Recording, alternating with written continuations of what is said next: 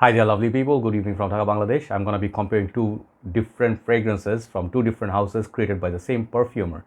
And it's actually getting, both of them get some sort of comparison, which I mentioned in my individual reviews. So today we'll be comparing two Alberto Morillas Creations, which are these two. Gucci Guilty Absolute, a discontinued fragrance, and Philipp Plein No Limits, okay?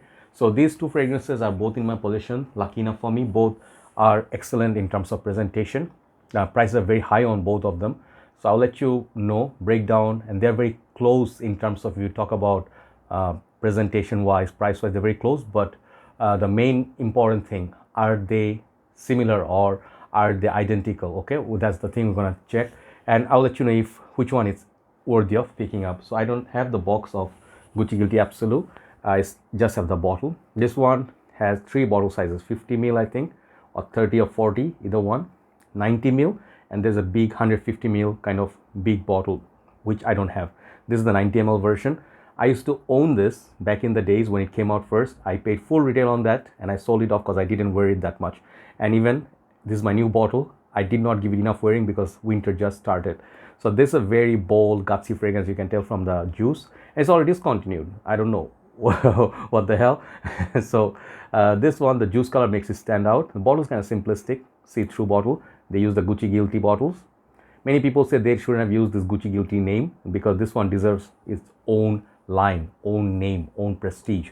So this one you also get Gucci Guilty Femme, Gucci Guilty Oud, and Gucci Guilty Cologne, which I also have somewhere there, the green juice. And I reviewed, apart from the Femme, I reviewed rest of them. This one, it's retailing, like when it was selling, I bought it, I think 120 bucks, $130 for 90 ml from Perfume World, okay? So it was not cheap. No one was selling for cheap, so I had to get it because the hype. But we'll come to the performance smell later. I have it pre-sprayed on the paper, and packaging is okay. I mean, the box is okay on that, but bottle I really like. Other side, I have the Philipp Plein box and bottle. I recently reviewed this. It has this nice sort of dollar bill and the skull, very American style Visa MasterCard sort of kind of bottle. I really liked it. I gave it like 9 or 10, I don't remember. This fragrance is expensive in Bangladesh. If you buy these are 90 ml, and this fragrance I think goes for around 100, a little bit cheaper than Gucci Guilty Absolute. Gucci Guilty now is discounted, hard to find. This one you can find, okay? Bottle I really like. It's really cool bottle, you know, like stands out, you know. Some people may not appreciate their effort, but I like them. Kind of bling bling, but cool, okay? Check out my full review. Sprayer is okay on that, okay? So let's spray Philipp Plein first. See how the sprayer works. Sprayer works okay, soft, you know, like doesn't have great distribution. I mean, I have not, it's not a deal breaker for me, okay? But sprayer, it's not my most favorite, okay? Gucci Guilty, this sprayer is good. This sprayer really do better. Straightforward sprayer, I like that. Okay, just going one because this is already strong enough. So let those settle down. So if you ask me, side by side, price point wise, Gucci Guilty cost $10-15 more in Bangladesh. I don't know about the rest of the world, but in general, Philipp Plein, you can have it around 50 to 65 euros, people told me. So this one, consensus is it's cheaper, a little bit cheaper in Bangladesh. Bottle design wise, I like both of them. They're really nice. In the collection, they look nice. But if you ask me which was more unique, is this definitely. Sprayer wise, I prefer Gucci. And bottle size 90 ml on both, which is a little bit painful, but both are Alberto Morillas collection creation. So I think I saw one review there. I did not actually remember to watch it, but I saw the title sort of like they are doing this mind game. They're doing the same fragrance in different houses with different names under the same perfumer, and that was supposed to be an interesting watch. I think I'm gonna find the video, I'll watch it. So now let's get into these two. Let me smell them one last time. I know them like already. So this is the Gucci Guilty Absolute, okay, and this is the Philipp Plein. Okay, so now first of all, why am I comparing them both? I think Ashton's review, Ashton is doing a lot of videos lately, like everyday regular videos, and nowadays he's doing more lists than individual reviews, which is nice, entertaining for crowd. But I think I actually also love his individual reviews. So somewhere in the videos he made a list. He said his wife loves this, and actually she picked this fragrance as one of her favorite, despite being a bit tacky bottle. And he compared with a little bit of Gucci Guilty Absolute, which he likes also, but he said they're very close. So when I smell them, you know, in my humble opinion, from my limited resources or nose, I found they are very, very different. You know, they have some similarities, like the leather, kind of the peppery, you know, vibe. And perhaps this one doesn't have vetiver, I don't remember, okay? But this one, it's Philipp Plein is a lot more safer compared to Gucci, okay? The Gucci, now hard to find, it smells straight up like something like from hell, you know, which is a good or bad thing at the same time, because it's more daring fragrance, you know.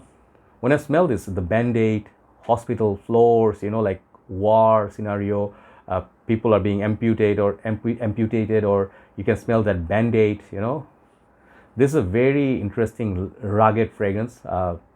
There's nothing sweet, nothing citrus or playful about this. This fragrance is straight up for bad boys, you know, like badass people, you know, like leather jacket, rough and tough, grown man, you know, kind of like rugged, like people who are wearing Fahrenheit, you know, they upgraded to this one, you know. They also have vetiver in this, kind of like that boozy leather vetiver tone, okay, and a lot of spices. I find this fragrance very hard to wear in any occasion. It's kind of like a Grim Reaper, you know, or something like dark, something, think of a funeral, you know. Those are kind of times, or memorial, I think memorial, yeah. So those kind of times you can wear this. Even, I'm telling you, if you like going to church, which is a little bit like, you know, sad, or it's going to be a bit heavy talk on rainy days, damp days, this fragrance is really nice. Sorry. So if you do like John Varvatos' House, Dark Rebel and those, this is more, I would say, daring version of those. So basically that's Gucci Guilty Absolute for you. Excellent longevity, and I really like that fragrance, but it's an artistic fragrance, you know. It's like conceptually awesome fragrance. It stands out from all the other designers. Really nicely done by Alberto Morillas, which is a surprise because he also made Versace, Pour something like CK1 like fragrances, you know, citrusy, easygoing. Suddenly that fragrance, you know, bit hard to believe, but he's making a lot of stuff. On the other side, I told you, this fragrance, I found it to be very, very nice, very easy to wear. It's very lovely opening. It got some pepper, star anise. It has kind of like leather, sweetness, darkness, you know. So it's kind of like a weird combination. Got the smoky incense, but nothing really disturbs you like Interlude Man. It's not an animal, okay. It's a very nicely done modern fragrance, which is, I would put this in the same line with Dior Sauvage wearability wise. You know, if Dior Sauvage is something like a fresh fragrance you wear every day, this is kind of like a mild dark fragrance you can wear every day. Better longevity than John Varvatos, but it's sweet. It's sweeter than Gucci, okay. So I definitely think this is fragrance people would like. If you like smoking Jack Daniels, JD, Chivas, okay, Honey Tennessee, if that's your favorite, put this next to your JD and combine, you know. If you're having few drinks with a Coke, put this on your neck on a colder evening, you'll enjoy this. This is a lot more wearable, a lot more versatile, a lot more modern, and I really find them to be very different apart, you know, like they don't really have that much to my nose to do with each other, even though, you know, like the leather is there common, but you can absolutely own both of them and you can wear them a lot, right? On different occasion, you'll never find them to be redundant, in my humble opinion. But here's a big but: these are extremely expensive. These are borderlining even more expensive than Chanel and Dior at times, okay. So whether you should blind buy these, no. If you found them at a store, okay, try them. Sorry, my friend is messaging me. Try them on the card, okay. If you like the packaging, if you like what you smell, and if you find, hold on, man, yeah, yeah, now finally muted.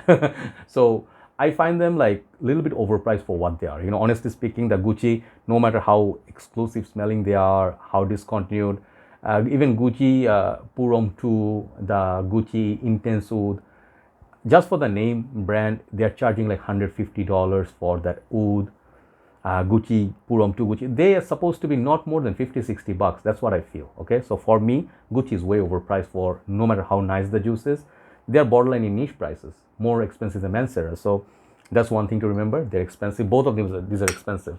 But if you like conceptually like to be a collector of bottles, I think in that way Philipp Plein is a lot more bling bling. They have a fragrance called the Skull. I saw two of them, And I really feel, if you have them in your possession in the box, and let me just show you one last thing I showed in my review already. Like, they give you like this kind of their own paper for testing, like dollar bill. I mean, that's something that's called investing in you pay for what you get. I mean, you get what you pay for, okay? So in that way, Philipp Plein is a little bit more justified. So if you ask me, out of these two, which one lasts longer? Gucci. Which one is more versatile? This one. Which one smells nicer? This one, Philipp Plein. Which one is available? This one. So which is the winner? This one, obviously. But it's up to you, what you like to your nose and what you like to wear. It's totally up to you, but today's winner for me is Philipp Plein, no limits. I respect this fragrance a lot, but this one's getting a lot more wearing in the winter time, and it's a lot more occasions you can wear it. You can perhaps also get compliments like you get from Issey Miyake Noir Ambre. That's a great fragrance as well. The other one has a little bit of smoke as well. I'm gonna buy back a bottle of this. Great stuff of amber, a little bit spicy, sweet. I would definitely say this is a modern masterpiece. Underrated, but try to get this like 57, 60 euros. That would be a good pricing, not $100. Thanks very much for watching. Time to move on to the last video. Take care. Bye bye.